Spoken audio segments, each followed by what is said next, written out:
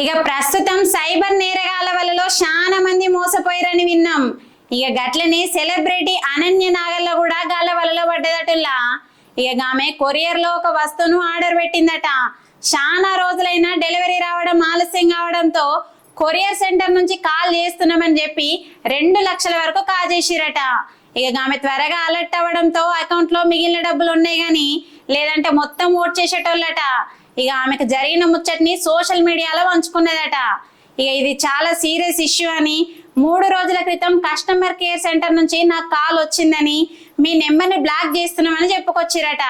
ఇక దీనికోసం మీరు 9 నెంబర్కి డయల్ చేయరని చెప్పిరట. ఇక ఆమె 9 నెంబర్కి డయల్ చేసే వరకు మీ ఆధార్ కార్డు తోటి ఒక సిమ్ తీసుకున్నారని, ఆ నెంబర్ నుంచి చాలా ఫ్రాడ్లు జరిగినాయని, కాబట్టి మీ సిమ్ను బ్లాక్ చేస్తున్నామని చెప్పుకొచ్చిరట. ఫ్యూచర్ లో ఇటువంటి ఇబ్బందులు లేకుండా పోలీస్ క్లియరెన్స్ కూడా తీసుకోవాలని చెప్పిరట.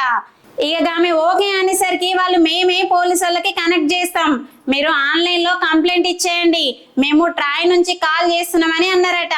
ఇక ఆమె జరిగిందంతా మొత్తం చెప్పిందటల్లా. వాళ్ళు ముంబై వచ్చి కంప్లైంట్ చేయాలని అన్నారట. ఇక ఆమె నేను హైదరాబాద్ లో ఉన్నా అని చెప్పే వరకు దీంతో వాళ్ళు వీడియో కాల్ చేసి కంప్లైంట్ ఇవ్వండి, మేము యాక్షన్ తీసుకుంటామని చెప్పుకొచ్చిరట. ఇక దానికోసం ఒక ఐడి ఇచ్చి ఆ ఐడికి వీడియో కాల్ చేయమన్నారట.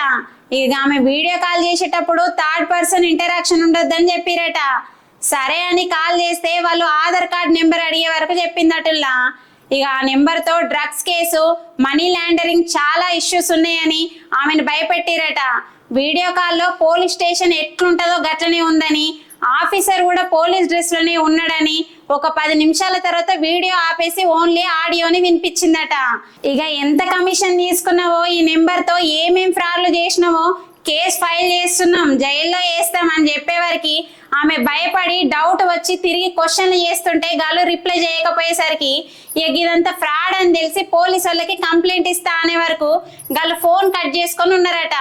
ఇక ఇట్లా చాలా మందిని భయపట్టి మోసం చేస్తురని, ఇలాంటి విషయాల్లో చాలా జాగ్రత్తగా ఉండాలని చెప్పుకొచ్చిందట అనన్య నాగల్ల.